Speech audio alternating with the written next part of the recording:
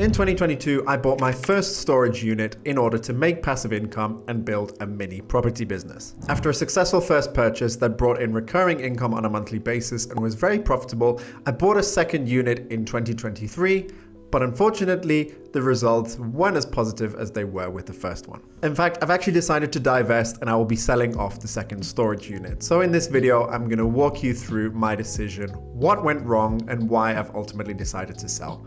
Let's get into it. If you're new here, my name is Jonny. I'm originally from the UK, but I've been living and working in Spain for the past 4.5 years. I'm interested in property. I bought my own home here. That said, I decided not to invest in residential property in Spain, and I instead went down a different route, which was storage units. And I talked about in a previous video why I believe this is such an interesting investment and why there's a lot of opportunity in investing in storage units. I'll link that video so you guys can go and check it out as well. Anyways, as I say, in this video, I'm going to be focused on the second storage unit that I bought. So let's get into the story of how this second unit came about. So after that first purchase was successful and started generating monthly cash flows through a tenant that I had there for a long time, helped by the fact that it's in a high demand area of Madrid, has made it incredibly profitable. And it essentially gave me the confidence to keep going and keep trying to build that mini property business, the mini storage unit business on the side essentially. And so as a result, I'd continued to save up money and I'd been looking for opportunities all around Madrid. And then one came up that was within my price range because I didn't quite have the capital to go for a big unit or for, maybe the best placed unit, but I found one that was within my price range that I thought could work, and it was about 7,000 euros, the price, let's say. So based on the area and the expected rent I could charge, I determined that this was an acceptable investment to make, which is probably my first mistake. I probably should have looked for something that was a great investment. Anyways, we'll come to the mistakes and go through them in a bit more detail a bit later in the video. So anyways, I decide yes, so I sign for this unit, money's paid, the ownership goes to me. And the agent kindly offered, okay, if you're looking for someone to rent this to, then we can help you as well. So I left it with them. I was like, this is great. And then, they'll take like 1 month of rent roughly as their commission. So in the last storage unit video I did, I gave an update that basically 6 months had passed and that nobody had rented the unit still. And I also said that I was having problems with the agent and that they just seemed really, really disinterested in helping. So at the 6 month point, which again was probably too late, I decided to change course. So I changed agent, handed it over to another agent who promised, yeah, we can find you someone, I'll keep you posted in the loop and everything like that. So it gave me, a bit of hope. So with this agent, we agreed on an initial term of 3 months, that we'd look for someone in a period of 3 months. And then after that, we can review and see what we do from there. Again, this agent hasn't really proactively communicated anything with me. It was always me that called. Although every time I called, there did seem to be someone who was interested, and there did seem that there was the possibility that it would eventually be rented out. Anyways, the time came where I had to renew this agreement with them, essentially for them to be the agent to continue renting it. And so at that point, I asked, is there anybody interested in the unit right now? To which the answer was no. And so this was kind of the last straw for me.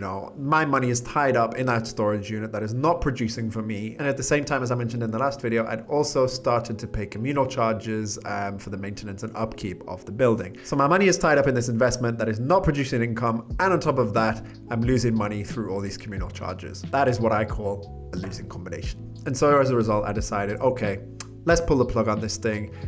Let's sell the unit, stop trying to rent it out. Let's just get rid of this investment because it's clearly not what I hoped it would be. And that money can essentially be doing something else, whether it's invested in the stock market or in a savings account where it's easily accessible. But being tied up in a property that's not bringing in any income is not good. As a matter of fact, out of curiosity, while I was preparing this video, I decided to research what the return on my money would have been had I put this money in the S&P 500 for the period of time that it was locked up in the storage unit investment essentially. So the S&P over the time period when I bought it, which was about July, August 2023, up to today has increased by 16%. So about a 7K investment, taking into account, closing costs and everything as well, which is again, money I've lost, could have turned into 8,400 euros more or less. So that's like a 1,100 euro opportunity cost that I could have had. Granted, the stock market has performed very well over this period of time. There's no guarantee that it'll continue performing like that, and it could well have lost money as well during that time. So do take this argument with a pinch of salt. The point is that this money was tied up in a losing investment and could have been doing something else. Anyway, so now that you've got the story, let's talk about the mistakes I believe I made and why I believe this was a failure overall. This was a poor choice. And so first, like I said at at the start was being okay with an acceptable return on investment. There's so many investment opportunities out there today, some that are good, some that are bad. What you can definitely say is that if you put it in something like a global index fund or an S&P 500 tracker, for example, then over the long term, that money should produce around 7 to 8%, maybe 10% at the high end annually. And with my return, I was calculating about a 4 to 5% return on investment in a good scenario. So now, of course, when I think about this, there's no way that I should have looked at my Excel sheet and said, yes, 4 to 5% is good. I'm going to go ahead and buy this property. No way, like I should have done it. But anyways, here I am today because I did it. Second thing is that I tried to apply the same strategy that had worked with the first storage unit on this second storage unit when they were kind of two different storage units. Not two different storage units, really. What I should say is they're two different areas. So the first storage unit, it's in a very high footfall area. It's next to a busy street in Madrid. There's a lot of residential property there. There's a lot of people living there, a lot of residential apartments, and there's small apartments as well that are nearby, not to mention as well a load of businesses that are nearby. So there's no shortage really with that first storage unit of people that could potentially use it and be coming and asking to rent it out. With the second one, it is pretty much purely a residential area, and it's actually quite an affluent area of Madrid in terms of the residential properties. There's a lot of new properties cropping up there, and a lot of the apartments are quite big, so there's less demand for space. And it turns out that the people who are looking for that extra storage unit space are typically looking to just buy a unit. And they're looking to buy big ones as well. So I probably could have researched the area a little bit better, tried to understand a bit more who is the potential renter in this area. Because in the case of the first storage unit, it was very clear. You know, I had a load of different profiles, so I was pretty sure I'd find someone. With the second one, because of the neighborhood, I think it's a bit more of a nuanced profile. And because, you know, people have got a bit more disposable income, are probably looking to buy, and they're not looking for a smaller unit, which is the next point, which I'm going to talk about, then probably that's why I had a great deal of trouble trying to find someone who was interested. So the next one, as I say, yeah, small unit. It was the smallest unit pretty much of all the units in the building. It was only about 1.77 meters squared in terms of surface area, and then it was about 2.5 meters in height. So a decent size. You could fit quite a bit in there. I know that my other unit is much smaller, and someone managed to fit pretty much an entire home's worth of furniture in there while they were moving between apartments. So you can do a lot with it, but I don't know, maybe people just want bigger storage units because they think they need more space, or because, you know, I don't know. Again, maybe the renter profile comes into it. Maybe people really do just have a lot of stuff and they just look at the unit and they think it's not enough. So renter psychology perhaps comes in and plays a factor as well. Anyways, I think I mentioned this in the previous video as well when I was talking about choosing different storage units, that it's good to have different size units if you're trying to build like a mini business essentially, because if you only got one size and someone is interested but, you know, it's too small for them and they ask you if you got something else, you can't offer them that, then, you know, you've lost that business kind of thing. So better to diversify in terms of size and all that stuff.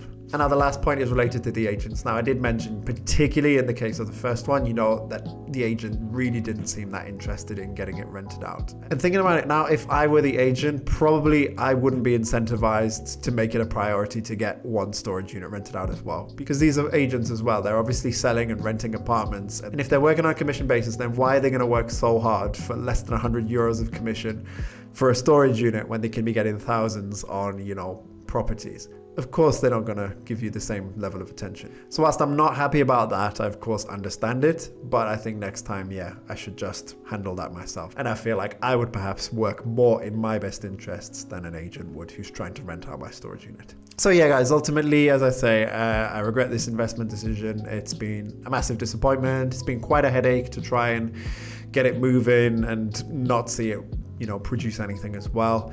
Knowing that I could have had the money invested in the stock market or saved to one side, you know, it's quite frustrating. And I think it just goes to show as well that as much as a lot of people try and sell you like real estate is the way to go, not every real estate opportunity that you see is gonna produce a positive return, is not going to be the best outcome for you. Sure, real estate can be a good investment, but you got to know your stuff. You got to have your numbers like down to the T. You got to be absolutely sure of them, and you got to plan for what can happen if things don't work out, because otherwise you end up in kind of in a situation like this. Fortunately, you know, I had the mindset of, you know, this is money that I don't need in the short term, so if this doesn't work out, I'll be okay. And you know, yes, I will lose out some money on that. I'll probably get some money back from the sale of it.